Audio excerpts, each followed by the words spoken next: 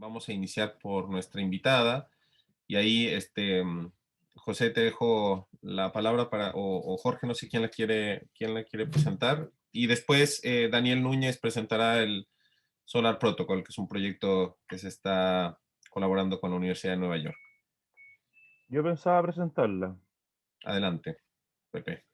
Sí, bueno, la razón por presentarla, entre otras cosas, porque el trabajo fue un trabajo que no es que hicimos juntos, porque lo que ella presentaron yo no hice nada, pero el artículo que está disponible, se lo voy a mandar por el chat, es un trabajo en conjunto. Lo mío no tiene mucho valor, en verdad, más allá de contextualizar históricamente, lo que se podría llamar una tradición constitucional del derecho de propiedad y tratar de pensar en el fondo cómo evolucionó el texto constitucional desde lo que se llama una democracia oligárquica hasta un sistema democrático, fundamentalmente consolidado en la Constitución de 1980, y que luego una serie de reformas y su trabajo, y digamos así, el trabajo final, que es el del 2015, tenemos una constitución bastante moderna respecto a lo que teníamos originalmente en sus primeros ensayos. Y María Paz, bueno, yo la conocí acá en la Facultad de Gobierno, y yo agradezco, por supuesto, que María Paz se haya dado el trabajo de hacer algo conmigo, para mí es un honor. Ahí es donde a veces yo digo, bueno, parece que no soy tan malo, porque si personas como María Paz están dispuestas a trabajar conmigo, es porque, bueno, algo bien hecho en esta vida. Yo soy bastante autocrítico al respecto, así que, por cierto, y también es un honor que haya venido acá, porque yo creo que es interesante que la conozcan. Ella tiene un perfil muy interesante. Ella originalmente es ingeniera acústica. Nosotros hemos trabajado con Daniel hartas cosas relacionadas a poder hacer ensayos para poder hacer medición de balaceras, así que bueno. Pero además es profesora de matemática. Es profesora de matemática, entonces también tiene un expertise que pocos tienen, que es poder, o al menos la formación, que es poder entrar a una sala de clase. Y ella es ingeniera en ciencias de la ingeniería, la Pontificia Universidad Católica, en donde trabajó con sistemas dinámicos en aplicaciones de acústica oceanográfica. Y ha desarrollado proyectos de investigación y consultoría en el área de acústica oceanográfica y acústica pesquera. Y actualmente es candidata a doctora, ¿no es cierto?, en lo que es el doctorado de Ciencia de la Complejidad Social de la Facultad de Gobierno de la Universidad del Desarrollo. Y ahí hace líneas de trabajo que abarcan análisis de datos, redes de textos, modelos basados en agentes, etc. Y sus principales intereses de investigación se enmarcan en las ciencias políticas y las ciencias sociales computacionales. En este contexto participó en la sistematización de datos del proyecto Tenemos que hablar de Chile y las consultas ciudadanas, donde tuvo su primer acercamiento a lo que Michelle Bachelet, yo creo de manera bastante, eh, digamos así, anticipándose, ¿no es cierto?, un escenario como el que estamos viviendo ahora, buscó de alguna manera recopilar voces asociadas al proceso constituyente. Así que, nada, pues, los dejo con María Paz y ella en lo que nos va a mostrar lo va a explicar mejor ella que yo. Gracias, Pepe. Ya, ahí puedo presentar. Ya, se ve el PDF ahí, ¿cierto? Entonces, como dijo Pepe, les voy a presentar el trabajo que hicimos, que yo creo que justamente el valor que tiene este trabajo es que pudimos... Wait, ¿me están pidiendo a mí que admita gente ahora? ¿Ahora yo puedo admitir? Sí, es que eres coanfitriona, Paz. Ah, yo estoy admitiendo igual, así que no te preocupes. gracias.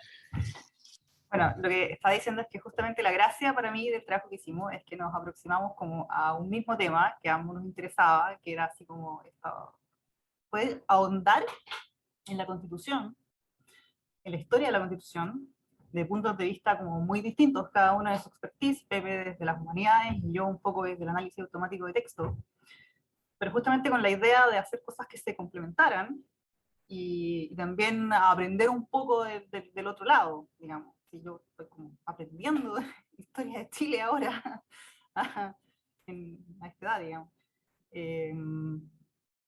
Por eso es un poco la gracia. Yo creo que un análisis de texto automático por sí solo, sin toda la profundidad que le da el análisis, digamos, que hizo Pepe, no tiene tanto sentido. Entonces, lo que les presento ahora es la parte que hice yo, que es el análisis automático de texto de la tradición constitucional chilena del derecho de propiedad. Estamos contextualizando un poco. Ahí. Se dicen muchas cosas de la Constitución del 80. Este trabajo lo empezamos como, yo creo que en pleno estallido social, por ahí, no sé, o por ahí empezamos a pensarlo, ¿no? Y se hablaba mucho del carácter refundacional de la hoja en blanco, de la Constitución súper neoliberal, Chile, etcétera, etcétera. Y el problema de estas cosas es que uno como que le cree más o menos a los que están más o menos de su lado político, porque uno sabe que cada quien dice lo que le conviene a su lado político, sobre todo cuando son políticos, digamos, ¿sí? Entonces como que, no sé, uno ya como que no sabe a quién creerle. Entonces lo que yo quise hacer un poco, proponer, era, ¿podemos tratar de hacer algo un poco más objetivo desde el análisis automático de texto? Y acá viene como un disclaimer, que para mí quizás es la slide más importante de toda la presentación, y es como respecto a esta como presunción de objetividad que tiene como el análisis automático y la ciencia de datos y todas estas cosas. ¿Sí? Que yo soy como bastante escéptica también de esas cosas. Yo creo que sin una teoría sólida y fuerte detrás, las cosas no sirven de nada. Un análisis que venga así, o sea, un trabajo que venga como con análisis automático, no es necesariamente algo objetivo. ¿Sí? El hecho de que le haga una máquina, la máquina no lo hace todo, es el investigador el que diseña las métricas que se implementan, y que la máquina solamente es un bicho que computa ceros y unos nada más. Es uno el que diseña las métricas, y es uno el que interpreta resultados también. Entonces, un análisis automático, un insumo de este tipo, más bien es un insumo de varios que el investigador tiene que ver cómo articular, ¿sí? Y en ese caso, esta como presunción de objetividad es una cosa que va como en el investigador, y ahí la discusión ya es como de filosofía de la ciencia, sobre si esta presunción de objetividad es posible, es una quimera, o qué es, o cómo es posible ser objetivo en un trabajo como de ciencia social o de ciencia política. Pero eso ya es un tema de filosofía de la ciencia, que es infinitamente interesante, y por eso quizá yo creo que esta es como la slide más relevante, ¿cachai? Porque va como en el fondo de lo que es hacer ciencias sociales desde el punto de vista como cuántico. Entonces, las preguntas de investigación que abordamos fueron, ¿podemos determinar en qué medida como cuanti ha cambiado la Constitución chilena desde sus orígenes hasta el presente? La gracia de esto es como tratar de probar esto como del peso de la noche, de la expresión de Portales y de la hoja en blanco. O sea, la Constitución del 80 fue como un cambio radical de todo lo que venía como la historia constituyente de Chile desde 1828 hasta ahora, ¿o no? Y la otra pregunta de investigación es, ¿podemos enmarcar la Constitución chilena en un contexto internacional? ¿Sí? ¿Podemos como tratar de aproximarnos a las influencias internacionales que están presentes en la Constitución chilena? Y como la Constitución es un documento que abarca muchas cosas distintas, quisimos enfocarnos en el derecho de propiedad, porque es un tema candente y sensible y infinitamente más sexy que las atribuciones del presidente. Entonces, también está en la Constitución, digamos. Y por el derecho de propiedad nos referimos a lo que actualmente es el capítulo 3 de derechos y deberes que garantiza la Constitución. Entonces, respecto a la pregunta de investigación 1, que es el peso de la noche, o la tradición constituyente, esta línea de tiempo muestra como con circulitos las constituciones y con flechas las distintas reformas. Son todas las reformas habidas y por haber, son las reformas que atañen el derecho de propiedad. Y, bueno, la del 33, al final era como una reforma, la del 28, nos parece que quedamos en eso, y la del 2005 queríamos ver si era o no era una reforma de la del 80 o era una nueva constitución. Y acá hay que tener cuidado, nosotros hicimos como una selección de lo que entendíamos por un poco el derecho de propiedad. En la del 80 está claro que es el capítulo 3 de derechos y deberes constitucionales, pero por ejemplo en la del 33 esto está separado en dos capítulos distintos, uno que habla como la seguridad y otro que habla de la propiedad. Entonces hicimos como un trabajo también de ver en cada constitución dónde estaban los temas que atañen al derecho de propiedad. Y acá es interesante ver también que partimos en 1828 con 437 palabras solamente, y terminamos con no sé cuántas son porque sus caras me tapan todo, con 4.699 palabras, solamente lo que respecta al derecho de propiedad, al tema que nos interesa, ¿sí? Entonces, por lo mismo, necesitamos una métrica que sea capaz de comparar textos de cantidad de palabras muy distintas. Y acá viene quizá lo que les interesa más o más a los ingenieros, que es la metodología, que es cómo se hace un cálculo de similaridad. En primer lugar, uno tiene que decir si trabaja a nivel palabra o trabaja a nivel número, es decir, transformando las palabras en números.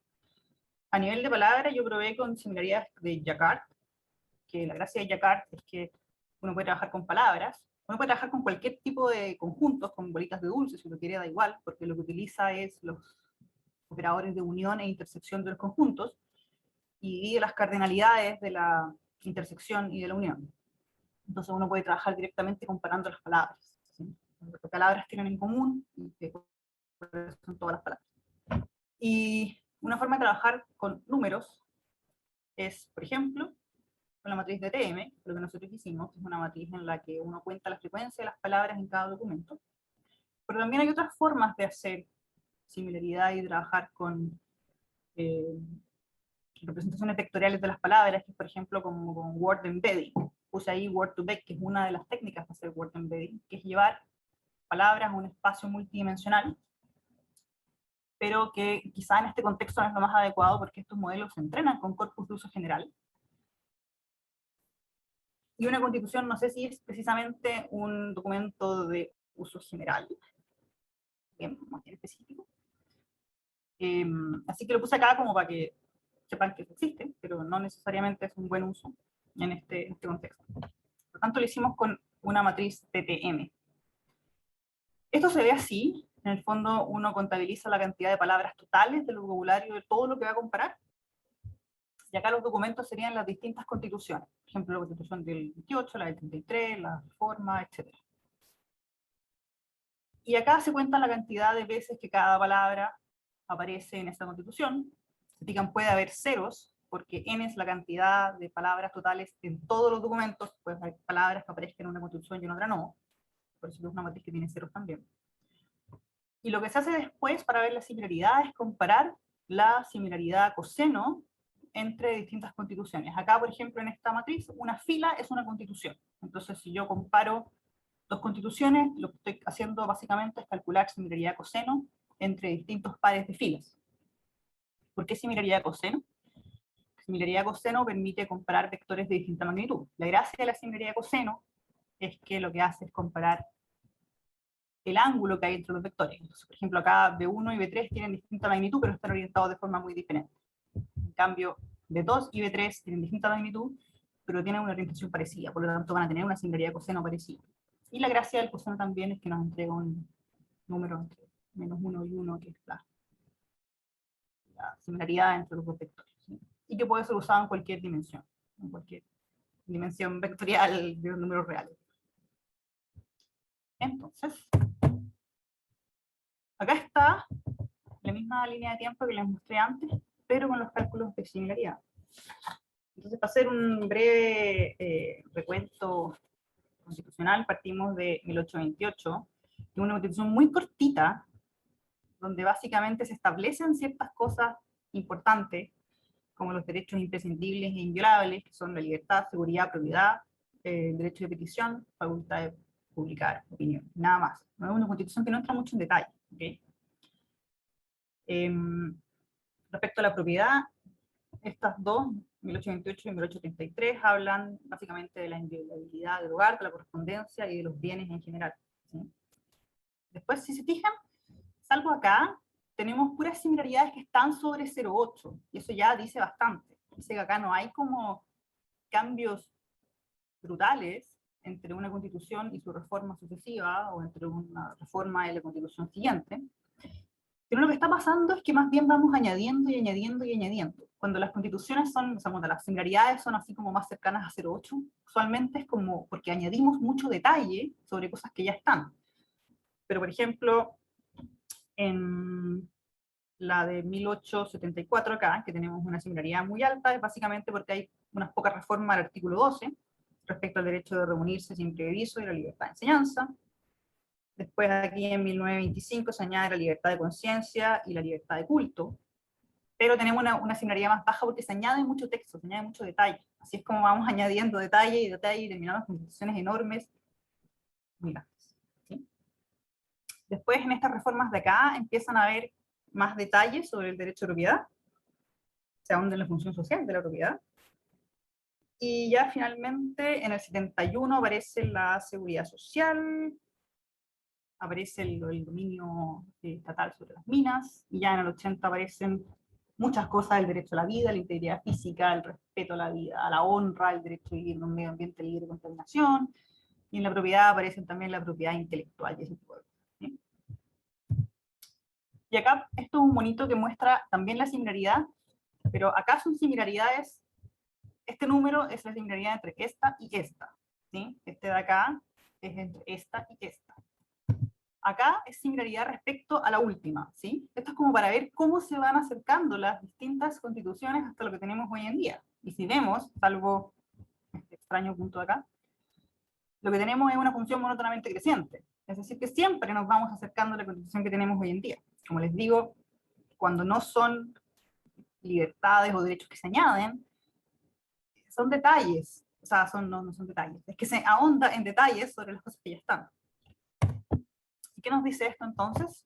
Que cada nueva constitución o reforma ha sido respetuosa de la anterior, y que si nos preguntamos si la constitución de 2005 es una nueva constitución o es una reforma, por criterio de similaridad podríamos decir que es más una reforma que una nueva constitución. Sin embargo, también hay otro criterio, y es el criterio que proponen Elkins, Ginsburg y Melton, que es que mientras se respete el proceso de enmienda que señala la constitución vigente, esos nuevos cambios no son nuevas constituciones, por muchos que sean, sino depende de la cantidad, no depende de la similaridad, depende del proceso. Si tú respetas el proceso de enmienda de la constitución vigente, eso es una enmienda, no es una nueva constitución, ¿sí? Nuevas constituciones cuando tú derrotas al gobierno y lo haces todo de nuevo y no respetas el proceso de la constitución vigente. ¿Sí? Entonces, ¿alguna duda antes de pasar a la segunda pregunta? ¿No?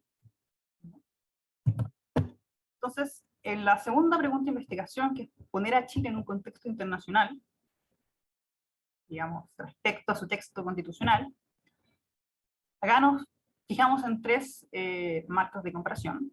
Uno es la OCDE, un grupo de países al que Chile pertenece. No, a esta altura se pregunta por qué Chile. Luego está Latinoamérica, al que sí pertenece. Y también nos comparamos con los 5 países de mayor libertad económica, cuáles son Hong Kong, Singapur, Nueva Zelanda, Australia y Suiza, y también incluimos aquí, quisimos incluir a Panamá, porque es de los países americanos con mayor tasa de crecimiento. Y estos son los 5 países de mayor libertad económica según el índice de libertad económica del Heritage Foundation. Y esto un poco para testear esa hipótesis como que Chile es como casi que el paraíso no liberal. Y la data de acá la sacamos del Constitute Project, que es un proyecto de Ginsburg y Elkins, en donde están las constituciones. Y si lo hubiéramos hecho solamente a nivel latinoamericano, podríamos haberlo hecho con los textos en español, pero como hicimos también comparando con países de la OCDE, esta base de datos es mucho más completa en inglés, así que lo hicimos con los textos en inglés. Y lo que hicimos entonces, respecto a la metodología, aquí no utilizamos solamente similaridad. ¿Por qué? Porque la matriz de TM es insensible al contexto, solamente ve las frecuencias de las palabras. No ve el cómo se usan las palabras, si se usan de forma distinta o si se usan de forma igual.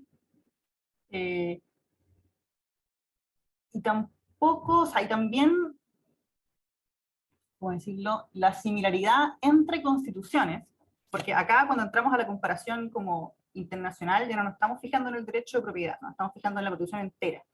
¿Por qué? Porque rescatar el derecho de propiedad de constituciones de otros países que tienen otra estructura completamente distinta es muy, muy, muy difícil y es como inviable automatizar. Y si uno toma la constitución entera, la similaridad está muy llevada por el tipo de institucionalidad, es decir, como constituciones de la Unión Europea, como tienen muchas cosas en común respecto a la forma de funcionar de la Unión Europea, todas esas partes que tienen que ver con el funcionamiento del país y de la estructura orgánica, van a hacer que la similaridad sea muy parecida, más allá de la parte de los derechos, de los deberes y de la propiedad y eso. Por lo tanto, lo que hicimos fue complementar el análisis de similaridad con una métrica en que pudiéramos comparar la provisión de derechos, libertades, igualdad y propiedad de los distintos usos de esos términos en las diferentes constituciones. ¿Y cómo hicimos eso? Por ejemplo, le pongo el derecho, ¿sí? Lo que hace es buscar frases que tengan el bigrama de derecho de o derecho a, y que extraiga el objeto directo que está asociado a derecho, ¿sí? Por ejemplo, si es derecho a la educación, si yo extraigo eso, el objeto que está asociado, es decir, con dependencia gramatical a derecho es educación, por lo tanto yo extraigo eso, y así puedo cuantificar la cantidad de derechos, ¿sí? La gracia de esto es que puedo filtrar aquellos que son pronombres en el sentido de que reemplazan a las personas. Por ejemplo, yo puedo filtrar derechos de los individuos, ¿sí? ¿Por qué? Porque los individuos ahí están actuando como un pronombre, son los derechos de ellos, ¿sí? Y ellos es un pronombre. Por tanto, puedo filtrar los objetos de los pronombres, y así puedo quedarme efectivamente con la cantidad de derechos a algo, o derechos de algo, que está mencionando esa constitución. Y me quedo solamente con las instancias diferentes de derecho. O sea, si yo menciono el derecho a educación 20 veces porque estoy detallando, igual lo voy a contar una sola vez. Por lo tanto, lo que hago es contar efectivamente la cantidad de usos distintos de la palabra derecho. De esa forma lo que hago es como comparar la provisión de derechos, ¿sí? No en cuáles son, sino al menos en cuántos son. ¿Y cómo hago esto desde el punto de vista del procesamiento del lenguaje natural con herramientas de análisis gramatical como el dependency parser y el postal, que en sus modelos en español tienen muy buenos modelos en Core NLP Stanford para Python. Y acá, por ejemplo, hay un análisis de durabilidad de las constituciones. Acá está como un colorcito, azul es verde, Chile está con una gran cruz, Sudamérica en verde. Lo que se ve acá es que las constituciones latinoamericanas son más recientes y son mucho más detalladas, ¿sí? Eso de la vía promedio que aparece ahí no es cálculo mío, sino que es de el libro de las constituciones de Elkins, Ginsburg y Melton, pero que en el fondo es consistente con lo que nosotros estamos mostrando, que es que la vida media de las constituciones latinoamericanas son mucho más chicas que la vida media de las constituciones de Europa Occidental. Y aparte hay un tema interesante, que es que las constituciones más nuevas son más largas, ¿sí? Y en el paper de 2008, Elkins, Ginsburg y Blount sugiere una hipótesis, que es que cuando tú pones participación ciudadana también en las constituciones, o haces que más actores estén involucrados en la reducción de la constitución, la redacción de la constitución, hace que esos distintos actores quieran entrar más en detalle para proteger sus propios intereses. Por lo tanto, pasas a tener constituciones más detalladas. ¿Y cuál es el problema, por así decirlo, de esto? Es que también hay, según estos autores, una relación entre el largo de la Constitución y la durabilidad de la misma. Y la durabilidad de la Constitución también relaciona con la estabilidad del país. Constituciones más cortas suelen ser más fáciles de adaptar, ¿ya? O sea, acá vemos una primera diferencia entre los países de la OCDE o Europa Occidental y Latinoamérica. ¿Por qué las constituciones son más recientes? Porque en Latinoamérica hay más golpes de Estado, básicamente. Acá vemos una comparación entre la provisión relativa de libertades y derechos. Y lo que hay acá es como interesante, porque lo que dice es que en Latinoamérica o en Sudamérica, los derechos crecen más rápido que las libertades, ¿sí? Y lo que uno esperaría es que haya un balance entre libertades y derechos en una sociedad, ¿ok? Yo te doy el derecho a la educación, pero te doy la libertad de elegir tu enseñanza. Y lo que vemos acá es que tenemos una diferencia en la pendiente entre Sudamérica y los países de la OCDE. Sudamérica, los derechos crecen más rápido que las libertades, ¿sí? Esta es otra comparación interesante, y vemos que también Chile está bien céntrico acá. Y acá tenemos el vecindario constitucional de Chile. Lo que hice acá fue tomar como los 10 países más cercanos a Chile y graficarlos acá en este monito de libertades, derechos, igualdad, propiedad. Y lo que vemos acá es como que el vecindario constitucional de Chile no es tanto, salvo Alemania, de la Europa occidental, sino que dentro de Europa tenemos más bien Europa oriental, que según Ginsburg, Elkins y Melton, también es como la Latinoamérica de Europa, digamos, como constituciones más recientes. Y también tenemos a Panamá, que es muy interesante porque es como el país con mayor crecimiento económico americano, y a Perú, nuestro vecino. Y esto lo complementamos también con un análisis de similaridad a nivel constitución entera y a nivel como derecho de propiedad. Y vemos que Italia, Panamá y Perú también son los que presentan mayor similaridad coseno con Chile. Entonces, ¿qué nos permite concluir esto? Que los países de distintos benchmarks tienen diferencias entre ellos, ¿sí? Vamos, por ejemplo, Sudamérica o tanto en la provisión de libertades y derechos y esas cosas, como en el largo y la duración de las constituciones.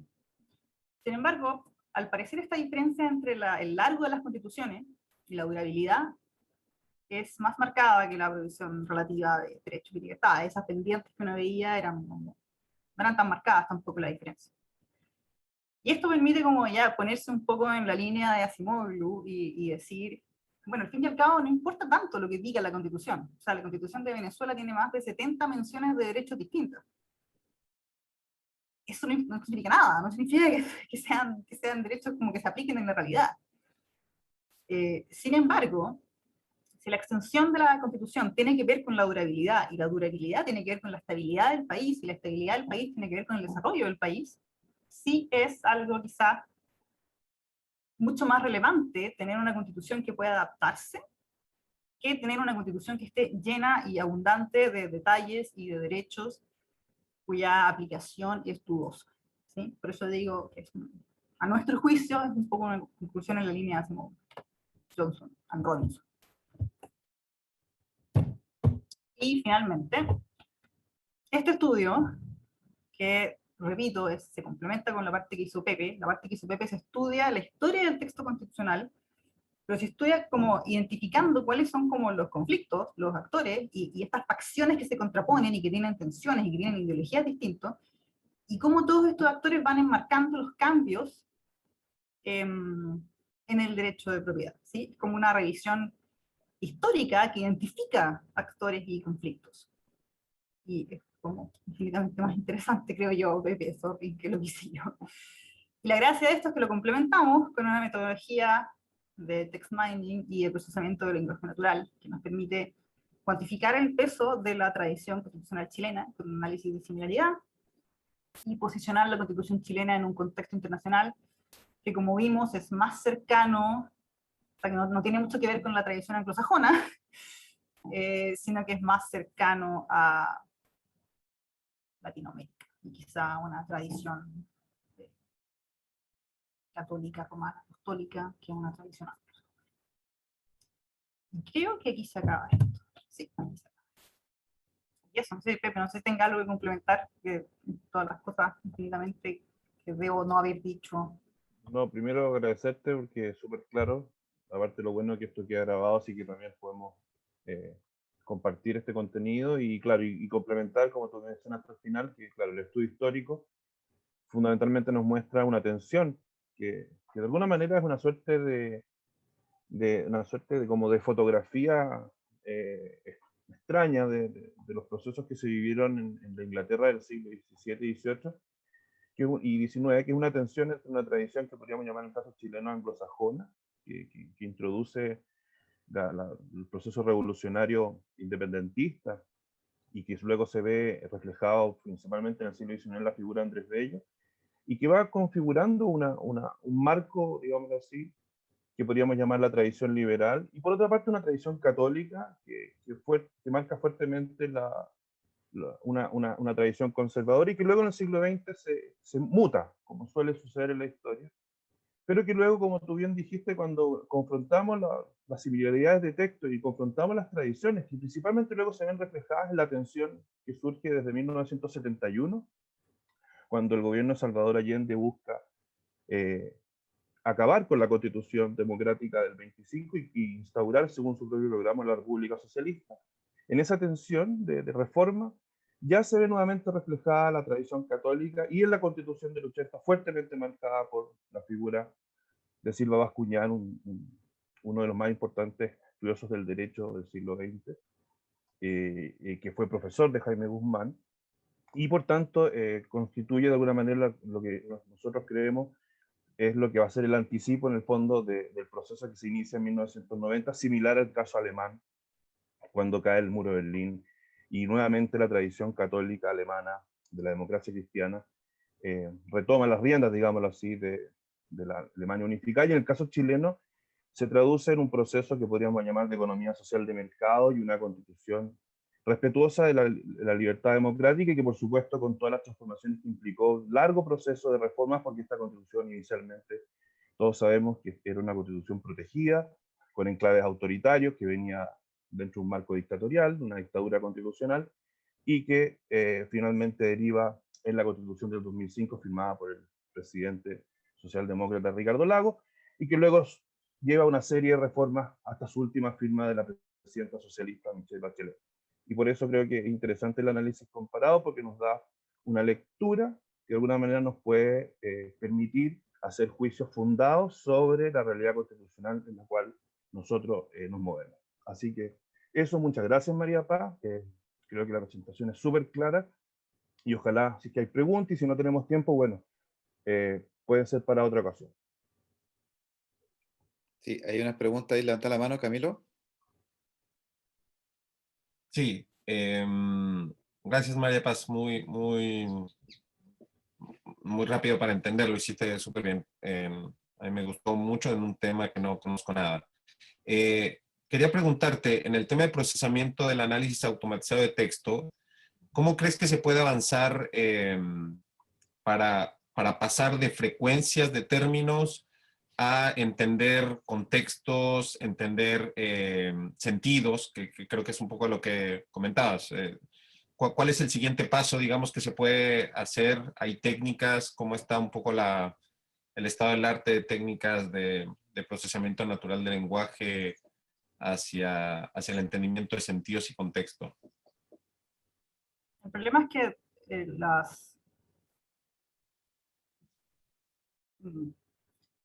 la metodología de análisis del lenguaje, las que son como modelos entrenados, por ejemplo, tú me hablas de sentido, y yo pienso, por ejemplo, en sentiment analysis, o en cosas de ese tipo. El problema es que son entrenados con corpus de uso general. Entonces uno ya puede decir, ok, ¿qué pasa si usamos metodología de diccionarios?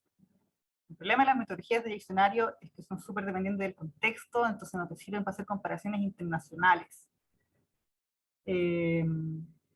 Lo que se hace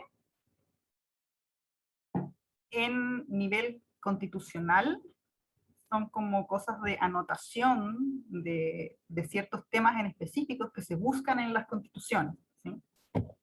Que fue un poco lo que nosotros intentamos hacer de un punto de vista automático, pero son diseños que se hacen como, que se diseñan muy cuidadosamente para después automatizarlos. No creo que hayan todavía como análisis muy automáticos de este tipo de cosas, porque como te digo, no son cosas de uso general, y las variaciones de lenguaje son muy fuertes entre países. Entonces, son cosas que se diseñan con mucho cuidado, digamos. ¿Para dónde va? Honestamente no sé, no lo he pensado para dónde va. Pero no he visto muchas cosas como análisis automático de constituciones tampoco. Y como te digo, las que hay son como anotaciones de temas en específico. O sea, hay como que ya tú dices, ok, derecho a la educación, y buscas en las constituciones si está o no está, y la anotas, y tienes como una base anotada de constituciones con ciertas temáticas que se hablan o no se hablan. Yo creo que más o menos en eso está lo que hay, que es lo que está en la base de Constitute Project. Gracias, María Paz. No sé si hay alguien más que quiera comentar algo. Es interesante cómo este mismo tema, María Paz, es similar a un poco los desafíos que se tuvo también en los procesamientos de reconocimiento de imagen que tuvo Javiera con sus procesos de automatización de la flora y fauna chilena, que tiene que ver también con muchos de los procesos de automatización están ya generados para temas sumamente generales, pero cuando uno ya intenta hacer cuestiones apropiadas a contextos particulares, ahí se encuentra con los grandes desafíos que enmarca un poco tu diapositiva, que es la más importante, que tiene que ver con la objetividad, que al final tiene que ver que esta automatización depende de los humanos que están al principio diseñando las reglas del juego. Así que vemos que hay muchos temas relacionados con texto, lo hemos visto en la facultad alguna vez.